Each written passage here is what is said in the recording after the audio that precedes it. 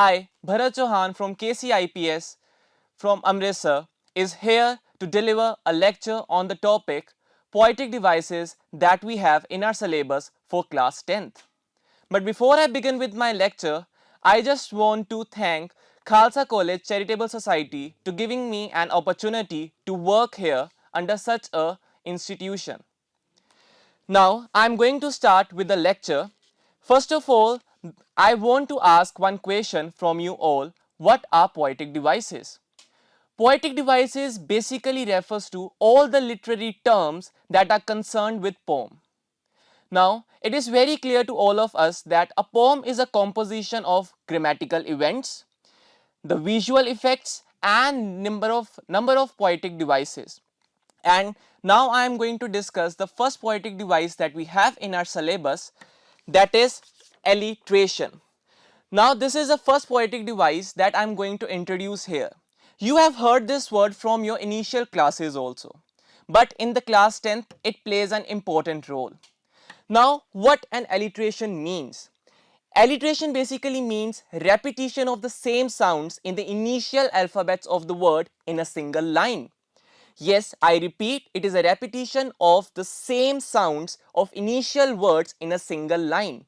In order to make this part more clear to you all, I have few examples that will tell what an alliteration is. Now, if you see to this card, the first example is she shells, she shell.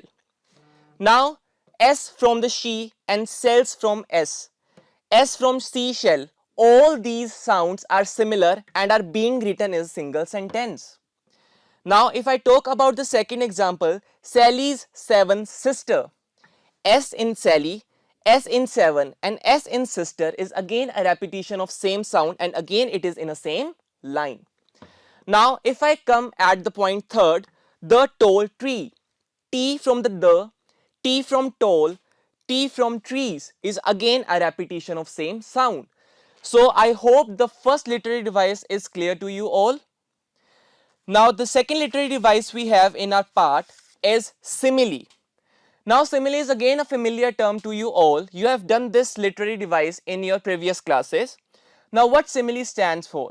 Simile basically means that to make comparison between two things by using the word as or like.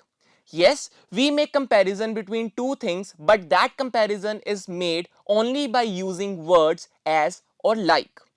Now, I have few examples to make you understand this concept clearly. Now, if you see in this chart, I am having three examples to focus on the literary device simile. In the first example, it is very clear that you are as brave as lion. Now here comparison of a human being is being made with a lion, but the word that is used to make the comparison between the two is as.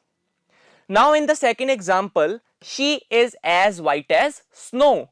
Now the girl is being compared with snow and again the word that are used to make the comparison is as. Now when we are coming to the third part, he is like an angel. Now here a girl is being compared with an angel and the word that is used to make such comparison is like. So in the first two example, as word is used for the comparison and in the third example, like word is used for the comparison. I hope so the literary device simile is clear to you all. It means that when we make a comparison between the two things by using the word as or like. Now the third literary or poetic device that we have in our syllabus for class 10th is personification. This is again a familiar term to you all, but still I want to make you remind what a personification means. Personification basically means that to make or giving characteristic of a human being to a non-living thing. In personification, we basically characterize a non-living thing with a human being. Now, in order to make this concept more clear, I have one more chart to show it to you. The chart says that the first example, that is, the book is crying. We all know that crying means a human quality. Book cannot cry, but still book is being compared or given a characteristics of crying. So here a non-living thing is being given a characteristic of human being. So it is called personification. Now if I skip to the second part, rocks are dancing. Now the here non-living thing is rocks and they are dancing. Have you ever seen a rock dancing here and there? No, that's not the reality because a non-living thing cannot dance.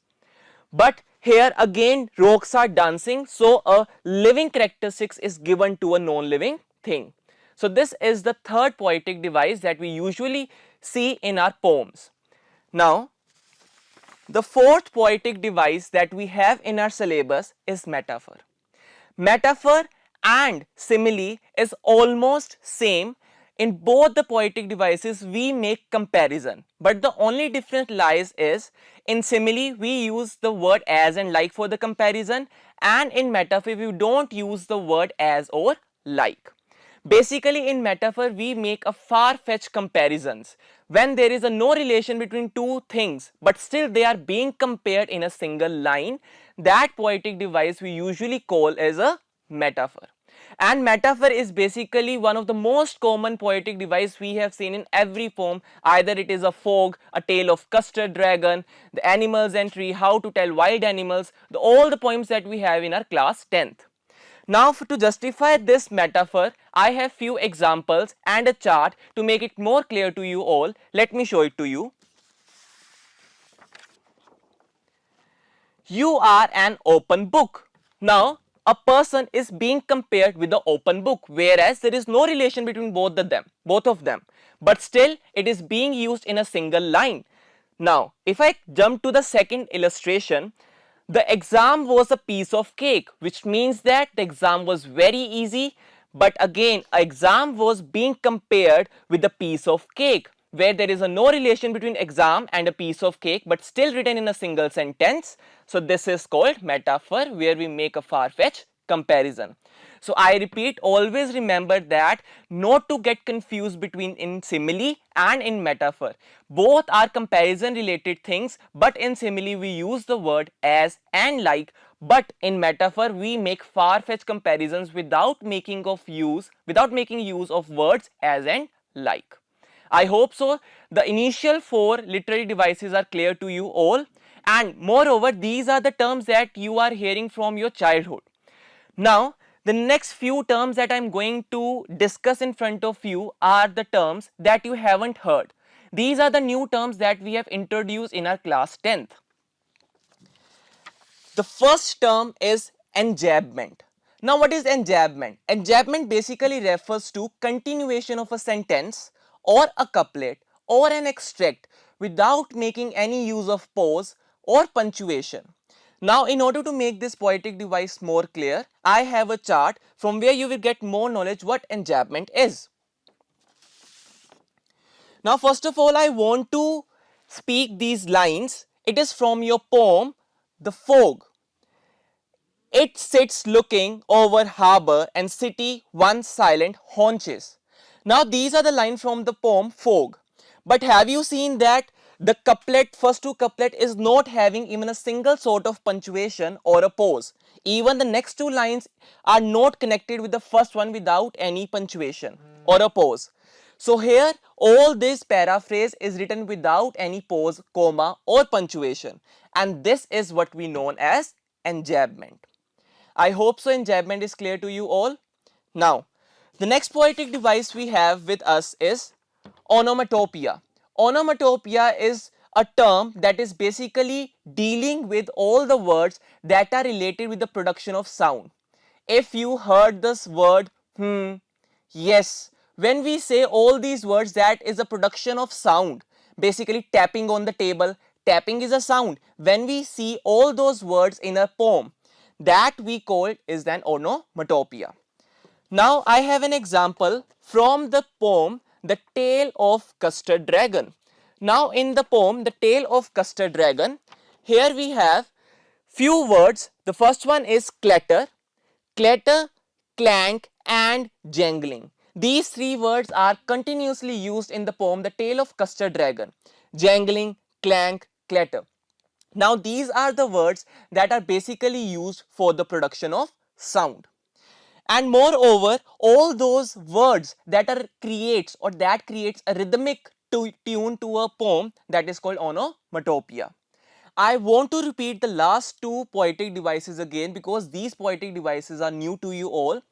The first one we have discussed is enjambment. I repeat, any sentence, any couplet or any stanza that is being written or get continued without use of any sort of punctuation is called enjambment.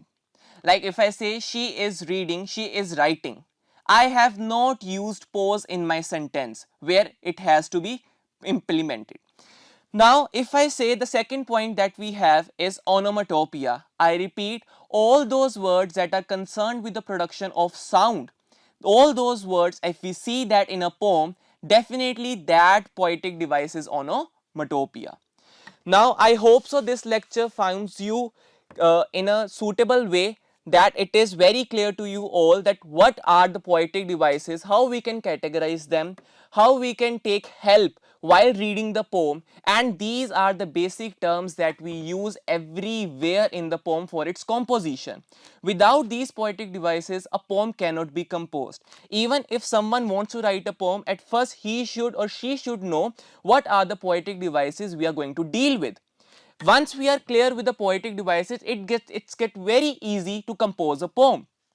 Now, as your board exam are near, I just want to say that whenever you read a poem, first of all go through the poetic devices because it will turn your work very easy while understanding, and even in the board questions, usually all the questions come from the poetic devices. Now here I want to summarize my topic, that poetic devices are the only devices that are helpful while composing a poem. Thank you and have a nice day.